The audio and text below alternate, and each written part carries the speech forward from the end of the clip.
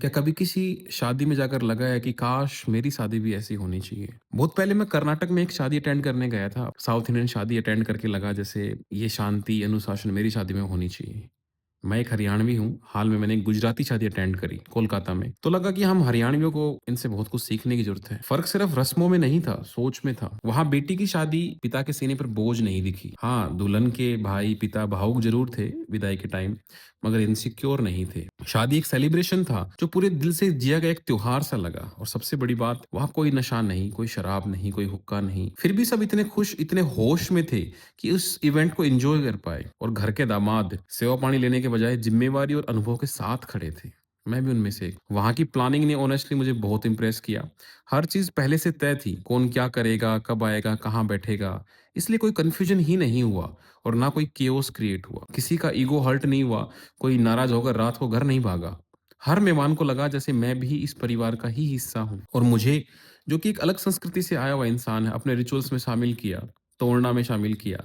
वो अपनापन, वो वार्मथ सच्ची दिल को छू गया। यहाँ औरतें सिर्फ हिस्सा नहीं थी, बल्कि पूरे इवेंट को लीड कर रही थी। I must say the gender equality peaked here. Haryana में बारात जाते ही लड़की वालों के दिल की धड़कनें बढ़ जाती हैं। सब ठीक-ठाक लिपट जाए, इतनी ही भगवान से दुआ होती है।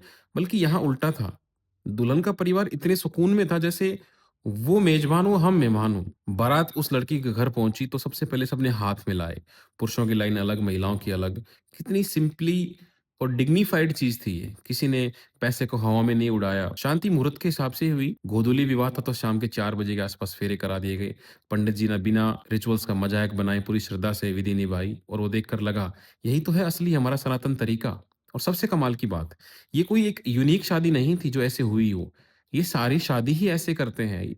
इसका मतलब ये लोग बहुत ऑर्गेनाइज्ड हैं। और शादी यहाँ एक इंस्टीट्यूशन के रूप में ऑर्गेनाइज कराई जाती है। हाँ, मैं हरियाणवी हूँ, अपनी संस्कृति से बहुत प्यार करता हूँ।